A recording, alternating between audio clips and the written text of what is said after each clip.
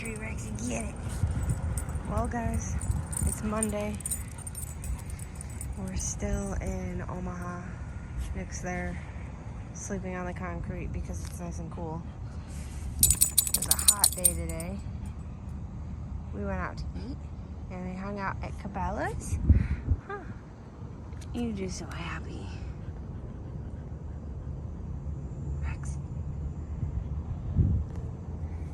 So here we are, guys, at our friend's place, Bob and Preston Folkstead's business, creative work, over in Des Moines, Iowa.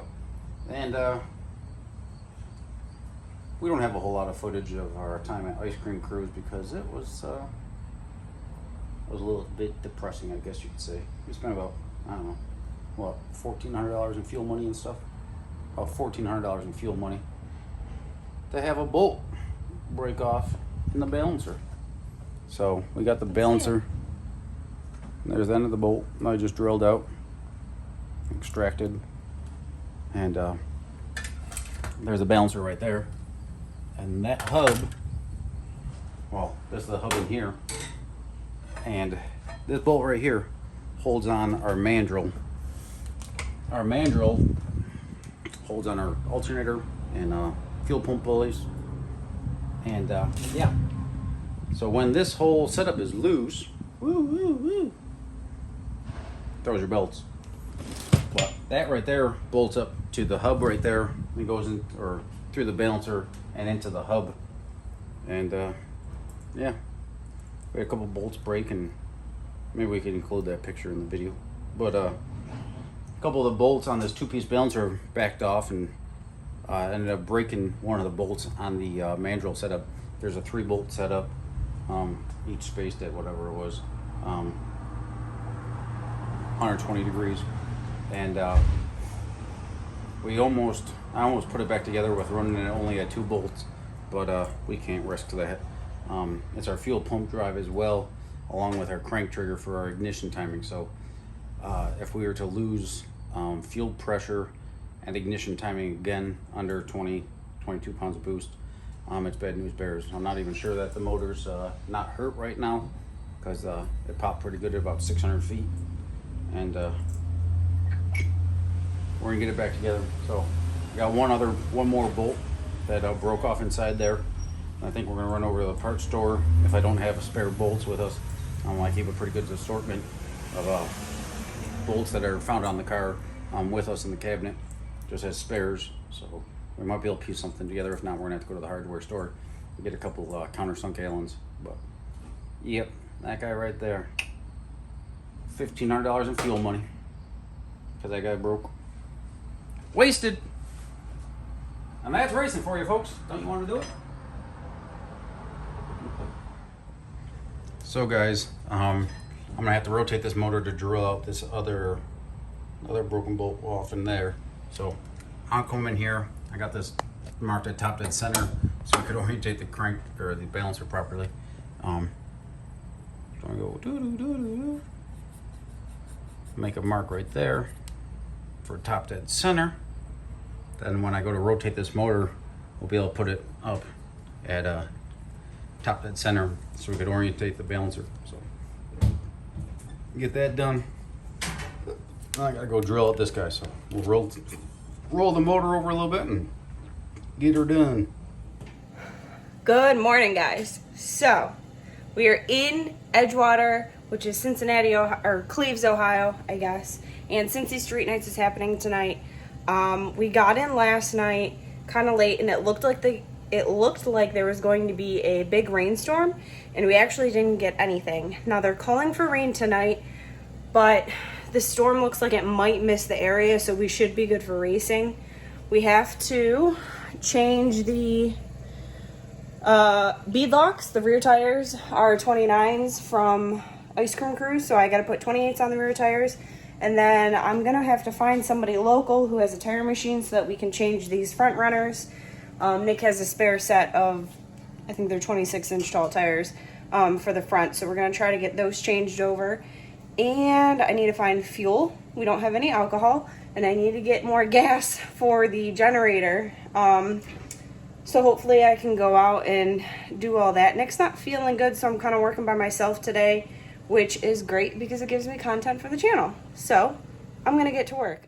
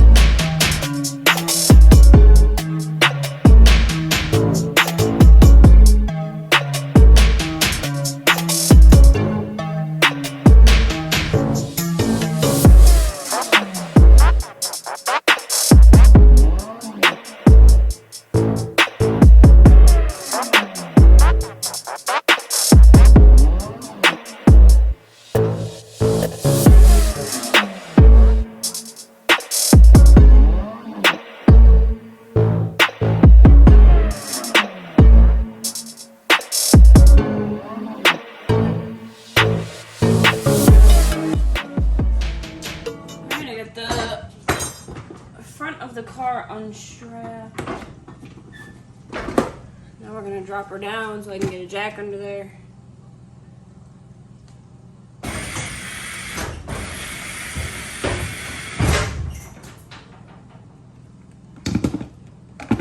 Bring the front end up.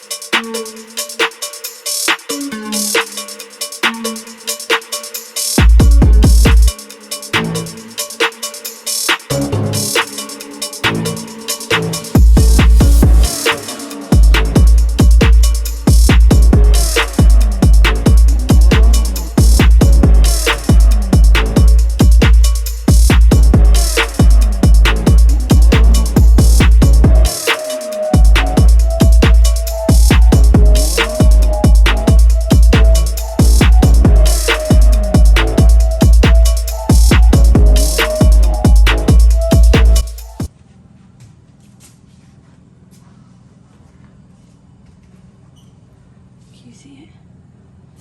Oh yeah, you can see that flat spot. These suckers were brand new. Up until that, unfortunately. Let me get this outside and the other side off.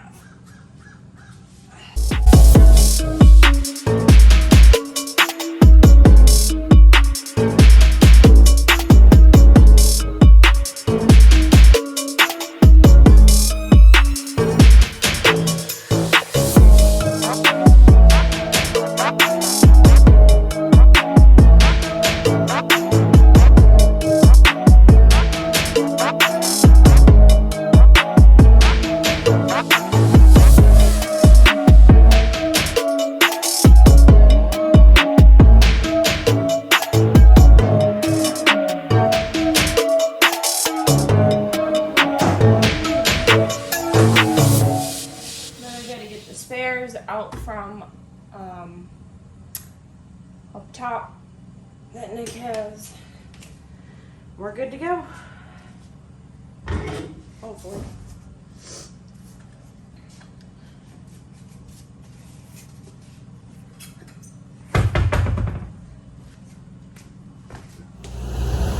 Alrighty, so I got the front tires switched. The guys at Cincy Diesel took care of us and were really easy to work with. I dropped them off and they had them done within like 15 minutes, so that was nice. Went to the store, I got some snacks and drinks, and then came back, and the trailer that Nick has been hanging out in has air conditioning, that one right back here. But it ran out of fuel, so I had to fill it up and get that started again and unload the truck. I gotta put the front wheels back on and then switch the beadlocks to 28s. So I'm gonna get doing that. Gates are open and cars are starting to roll in. The racers are, so hopefully the rain holds off for tonight and we can get in some good racing. I'm excited for it.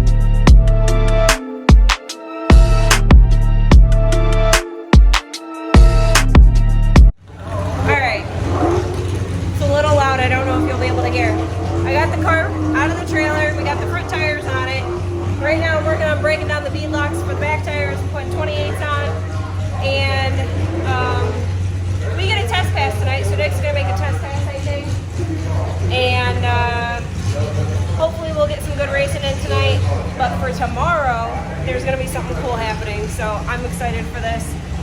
I'm not going to say anything yet just in case something doesn't work out, but tomorrow is going to be really fucking cool. So stay tuned.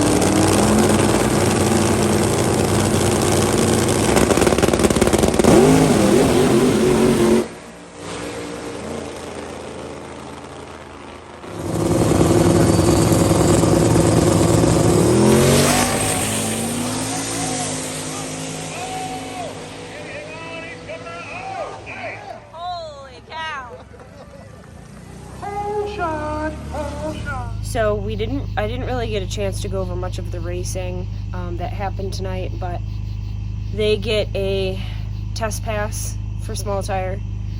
Nick made his test pass in the right lane, and then the first round he ended up having a broke by, so he essentially was able to get another test pass for that. The transmission still didn't have high gear, so that really sucks. We tried doing something to fix it. I guess Nick runs dump valve, so some people had mentioned that the dumps might be stuck open, so he actually plugged them to make sure that they wouldn't be stuck open, and I don't know, Nick did some other stuff. And for second round, we ended up running third pair. We raced another truck. I'm not sure who it was. I think his name was Mike. And we were in the right lane for that. And again, it blew transmission fluid all over the place inside the car. And I don't think it had high gear during that pass either, so that sucks. Nick has been faster with this truck, so for it to not have high gear, it's really frustrating because the car is just not making the passes that it should be making. But we finished watching the racing. Beater Bomb won the small tire race, but now we're planning on racing at Dragway 42 tomorrow, and if all goes as planned, I will be driving, which is really exciting because I haven't gotten to really race much with this new car, so that'll be cool for me. I'm really excited to do that, but we have to get the transmission pulled. We're gonna have possibly the spare transmission put in for tomorrow. We're not sure yet what's gonna happen, but Nick's back in the trailer resting, or in the bus resting, and so I started loading up the trailer here. I got the trailer ready for the car to be brought in, and I'm gonna pull the drive shaft and drain the transmission fluid. I put a bunch of stuff up in the loft just to kind of get it out of the way because we don't need it. And yeah, I'm gonna pull the drive shaft and drain the transmission fluid, and then I'm going to lay down and maybe take a shower of some sort because today was brutal. It was hot today, and I think 80% humidity, which really just wipes you out. I try to be peppy for these videos, but sometimes you're just so exhausted. If I ever do a morning video, I'm not a morning person whatsoever. I should have done this whole video inside. The lighting is so much better. Nick drove the truck in, so I'm gonna jack it up, drain the transmission fluid, and pull the drive shaft. As you can see up there, kind of, the loft is full of stuff. So yeah, I might be driving tomorrow. That'd be really exciting. I don't show excitement, but I'm exhausted, so it's there in my heart. Oh, there you go, Rix. There you go. Because you're eating all kinds of snacks, huh? I'm gonna go drain the transmission fluid, okay? I love you.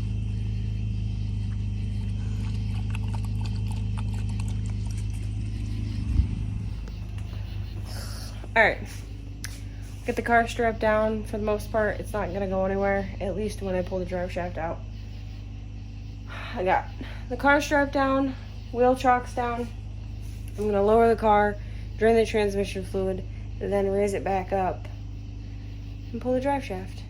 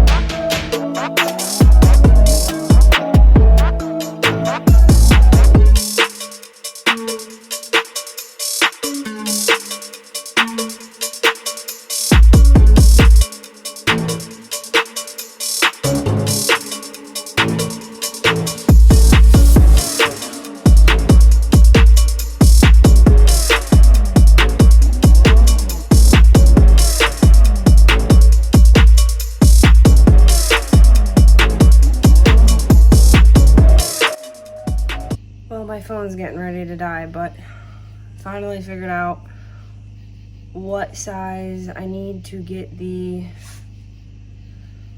drive shaft out, the U-joints, or the U-bolts that are in here. The front is Allen and the rear is nut.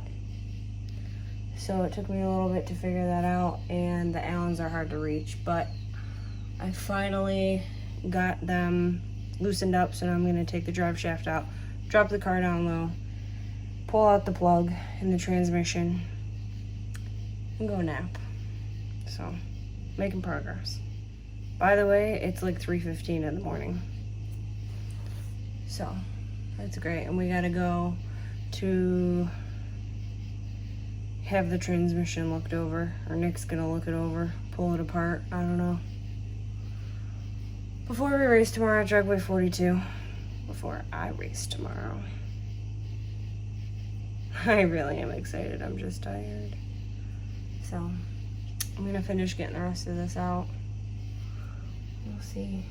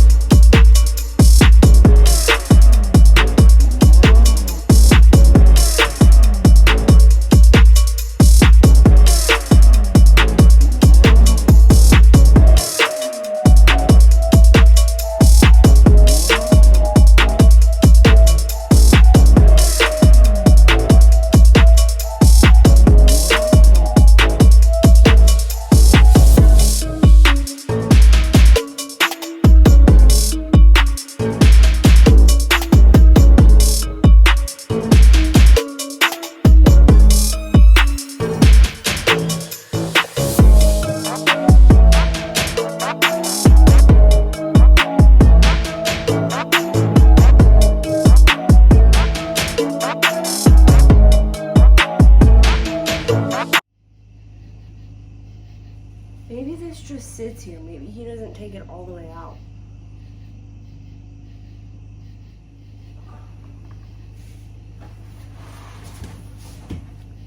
I don't know if he pulls the whole thing out or not.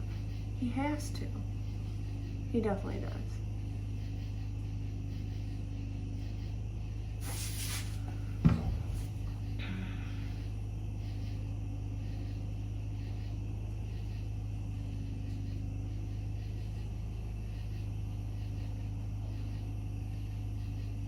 He definitely does. Because the transmission has to come back far enough to drop out. We had the drive shaft out of it last time.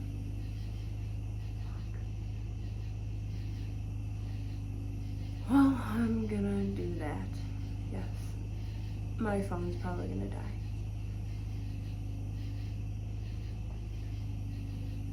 I have to pee.